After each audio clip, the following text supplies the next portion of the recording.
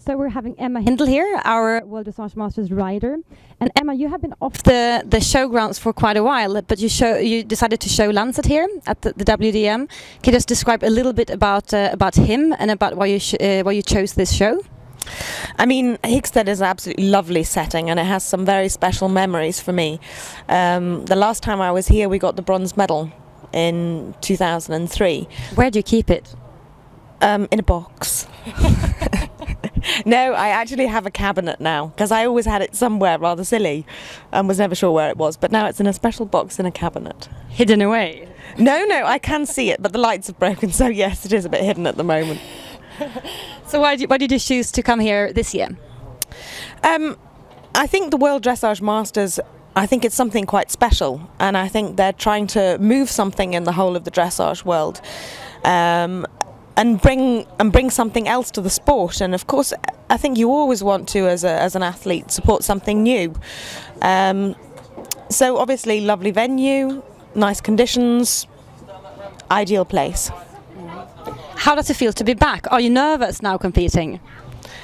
No, I think yesterday, of course, with the team selection for the English, then of course you're a little more nervous than usual because it's a little bit how you do, and obviously there are shows where you have more pressure and less pressure, and I think at a home show where, especially as I live abroad, you want to somehow make them proud of you if they see you again. So yes, maybe a little nervous yesterday. So how British do you feel? I don't think it gets more British than me. Tell us about Lancet. Lance is a very special horse. I got Lance in 2004 from, was actually Dutch owned, and Imke rode him in Athens. He is a very, very special character.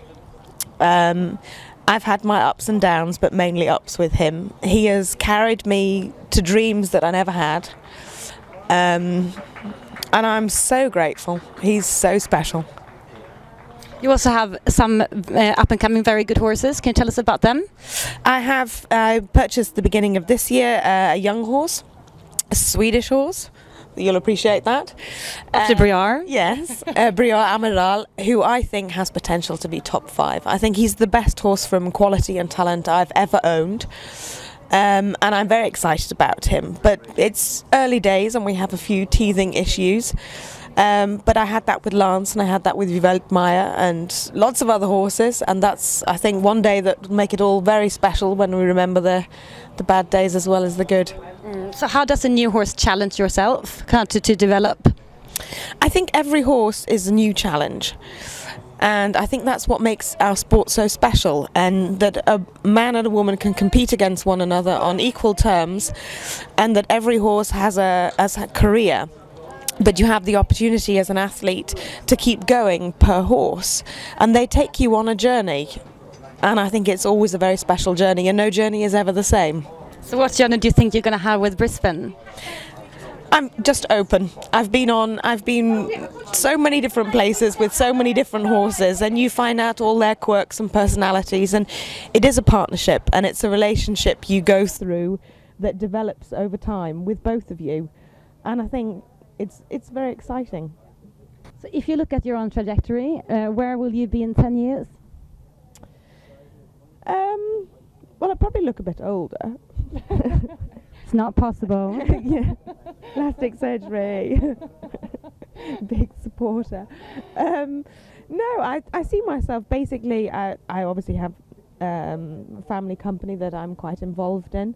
I see myself doing more of that. I always support the breeding side, which I enjoy doing. I think it's another part of the sport. It's obviously the foundation of the sport. I love the riding and the competing side.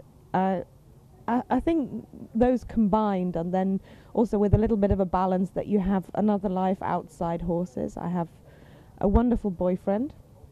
You're pregnant? Yes, and we're having a baby, and baby's going to come end of November, which we're very excited about.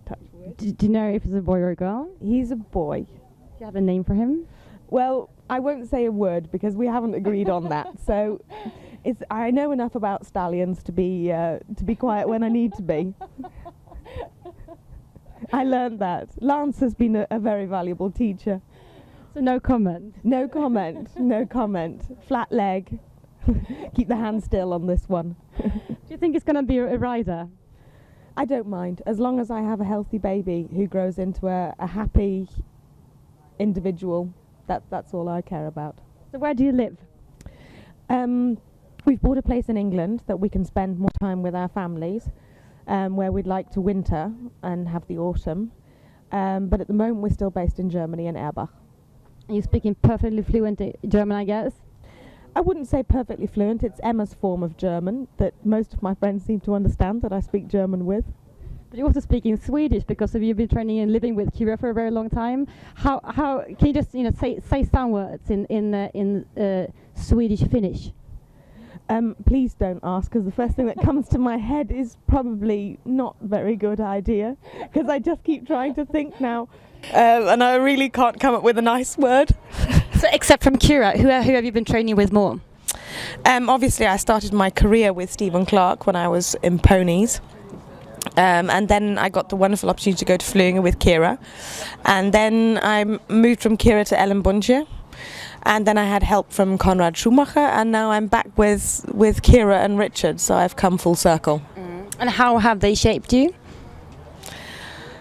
I think the people that you meet and the sport and your horses shape you. I think it's a journey all along, and I think you learn something from everybody. I don't think there's any one person that can take full credit, but everybody has credit for everything. So if you're going to give the WDM audience 3 Emma key insights, what would that be? Oh goodness. About riding. About riding.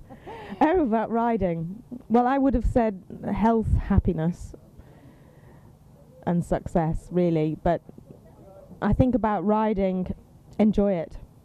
Enjoy your horse in every single way, because it's so special.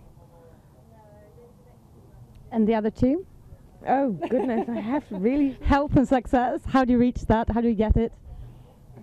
I think to stay healthy, I think there's a lot of luck involved, and I think that's the main thing also with the horses. I mean, they have to be healthy and happy, and I think that's what we all strive for, to have happy, healthy horses and be as successful as they can be. So that is the wise words from Emma Hindle. Thank you, Emma.